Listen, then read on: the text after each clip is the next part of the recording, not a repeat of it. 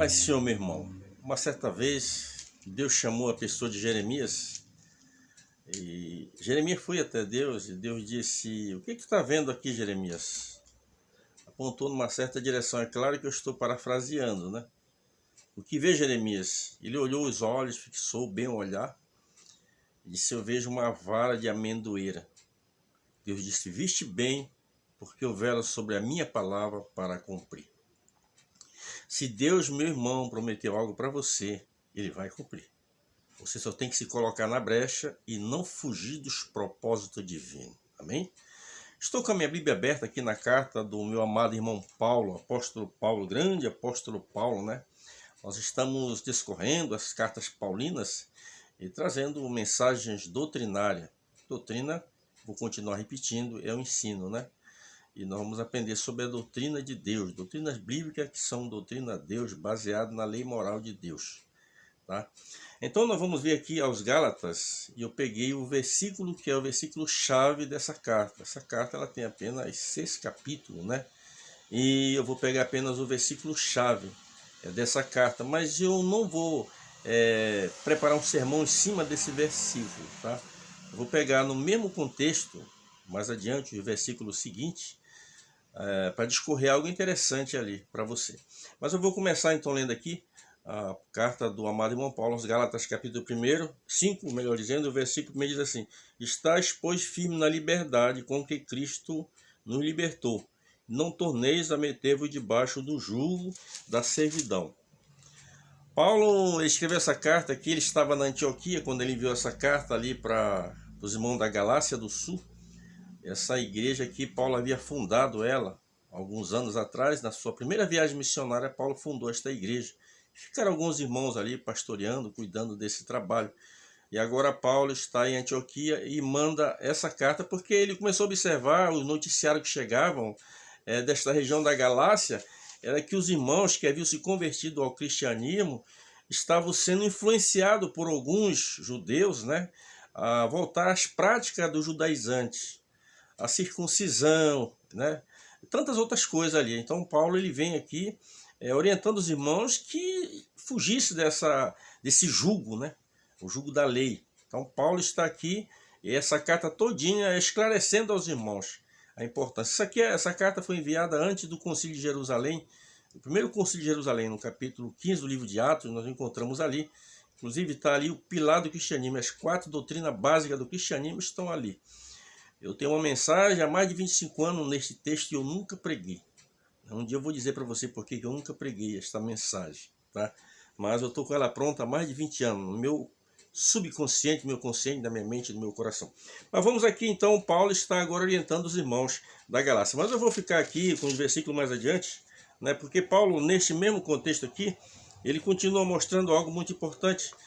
A gente fala muito sobre a palavra pecado, né? Os pregadores, a gente evangélico principalmente usa muito a expressão pecado, né? E o pecado é uma coisa. O que é o pecado? É a transgressão da lei, né? E havia no grego, as pessoas usavam algumas formas, aquelas pessoas formavam aquele círculozinho, botavam dentro ali um pontinho, né? E atiravam aqueles dardos ali. Quando acertava bem no meio, dizia na mosca. Quando eles erravam o alvo, então eles errou, pecou, né? Errar o alvo é você perder Jesus de vista. Errar o alvo é você virar as costas para Deus. Isto é que é virar o alvo, é errar o alvo. O pecado, a transgressão da lei. Mas nós vamos aqui sobre pecado, que eu vejo muitos pregadores aí dizendo que pecados são todos iguais. Todos os pecados, eles são perigosos. Mas a Bíblia diz lá na carta do nosso irmão João que há pecado para a morte e há pecado que não é para a morte. O pecado para a morte, João diz, por esse não é nem para orar por eles. Qual seria um pecado para a morte? Na linguagem evangélica, a gente ouve muito comum, chama-se pecado grosseiro, aquele pecado digno da disciplina. Vou só usar um exemplo aqui de um pecado. Adultério, por exemplo. É um pecado mortal, então é disciplina. Isso aqui sem chance. A fornicação, a relação sexual entre dois jovens fora do casamento. Chama-se fornicação. Então isso aqui, disciplina, independente de ser filho de pastor, ser irmão do pastor, se o caso vem à tona, tem que vir a disciplina. Um dia eu vou falar também sobre disciplina. Porque tem pastores aí que não disciplinam mais, não tem mais disciplina. Eu convivo com alguns aí que dizem, eu sou contra a disciplina. Contra a disciplina, então você é contra a Bíblia. Entendeu? Então tem igreja ali que eu já nem prego mais, porque quando eu chego lá, Deus começa a me usar, e eles não gostam quando o chicote pega neles, né? Gostam muito de dar chicotada, mas quando o negócio chega neles... Mas vamos ficar aqui então sobre pecado. Eu vou aqui, Gálatas capítulo de número 5, o versículo número 19, que diz assim, vou ler do versículo 16 para você entender melhor. Digo, porém, andai em espírito, e não cumprireis as concupiscências da carne. Andar no espírito é segundo o Espírito Santo, né? Influenciando o nosso espírito humano, tá? Porque a carne cobiça contra o espírito contra a carne. Esses se opõem um ao outro, para que não façais o que quereis. Mas aqui o versículo 18 diz, mas se sois guiado pelo Espírito, não estáis debaixo da lei. Paulo está orientando os irmãos. Na sequência, porque as obras da carne são manifestas, quais são? Paulo apresenta aqui 13 obras da carne. Você vai ver que desses 13 aqui, não tem um ser humano na Terra que não caia num desses aqui. Só que tudo tem que ser ponderado. Algum deles tem que ser ponderado, outros não pode nem existir. Tá? A Bíblia aqui ela é bem taxativa, não vê o versículo final deste texto aqui, a duras palavras de Paulo. Diz assim, então, primeiro, né, no versículo de número 19, porque as obras da carne são manifestação. Primeiro, a prostituição, não é isso? Esse é o primeiro, tá? Se eu entrar em prostituição aqui, eu teria que pregar o quê? No mínimo umas 3 noites sobre prostituição. A outra coisa também que Paulo fala, impureza. O terceiro, lascívia. O quarto, idolatria. Quinto, feitiçaria. Sexto, inimizade. Sétimo, porfia. Oitavo, imulação. Nono, iras. Décimo, pelejas. 11º, dissensões. 12º, heresias. 13º, invejas. 14º, homicídio. E 15º, bebedice. E o 16º, glutonaria. Aqui vamos ver o que Paulo diz. Coisa semelhante a esta, acerca das quais eu vos declaro como já vos declarei antes. Os que cometem tais coisas não herdarão o reino de Deus. Isso aqui é muito sério. Então, a pessoa entrega a vida a Cristo, se ele vivia voltado para isso, ele tem que abandonar isso imediatamente. Senão ele vai ficar fora do reino de Deus. Ele não tem como entrar. Aqui eu notei até um versículo aqui, Apocalipse capítulo de número 22, o versículo 15, né, que também vou ficar de fora aqui, para colaborar com este texto aqui. Apocalipse 22, o versículo 15, veja o que diz aqui a palavra de Deus, olha. Ficarão de fora os cães. Quem é os cães? Diabo e toda a sua turma. Os feiticeiros. Aí você vai estudar sobre a linha do espiritismo. Dentro do espiritismo entra toda essa linha aí, porque a linha do espiritismo, quando você vai estudar teologia, tem 4 linhas, 4 correntes. Ou seja, tem o espiritismo comum, o baixo espiritismo, tem o espiritismo científico e o kardecista. Tá? Então tudo isso se envolve aqui. Se você for estudar ali esmiuçadamente, você vai saber. É claro que aqui o objetivo não é criticar nada, eu estou apenas fazendo uma colocação dos ensinos. Então aqui, ó, ficarão de fora quem? Começa aqui. Os cães, que é diabo e seus anjos. Os feiticeiros, toda a turma aí.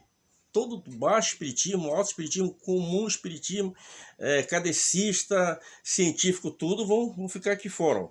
Os que se prostituem. Lá a carta de Paulo fala sobre isso. Prostituição.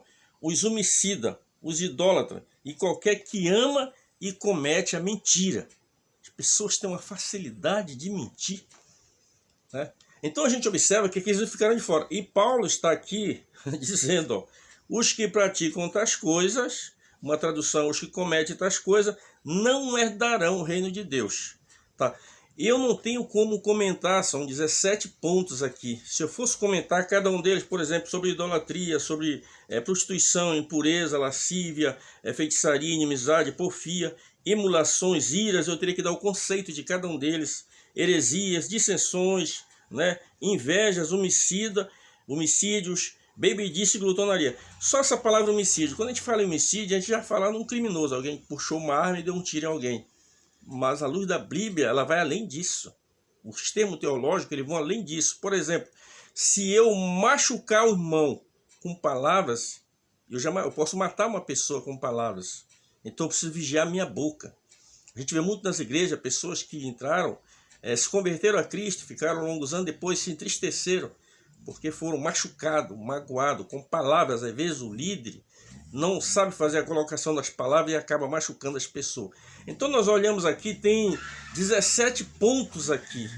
Tudo isso é pecado. Se eu fosse ministrar, teria que ministrar uma noite para cada assunto desse.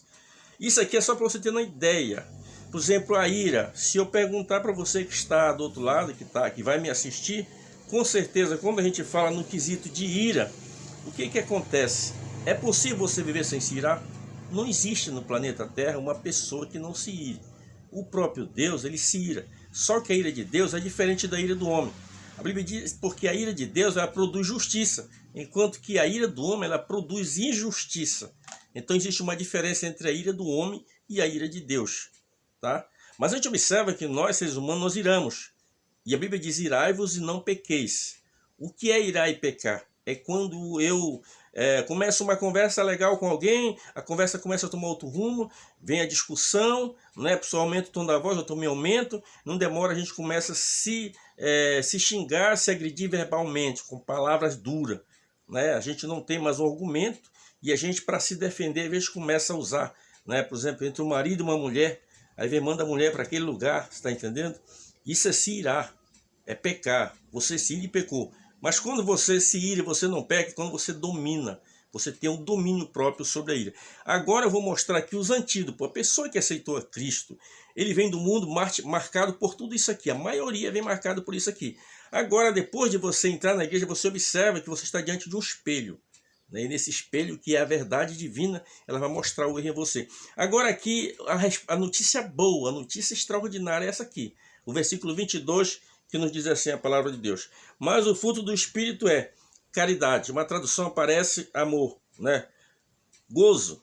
Este gozo que a Bíblia se refere aqui, não é aquela alegria de alguém que passou no concurso, de alguém que ganhou um prêmio, não. É um gozo, é algo sobrenatural.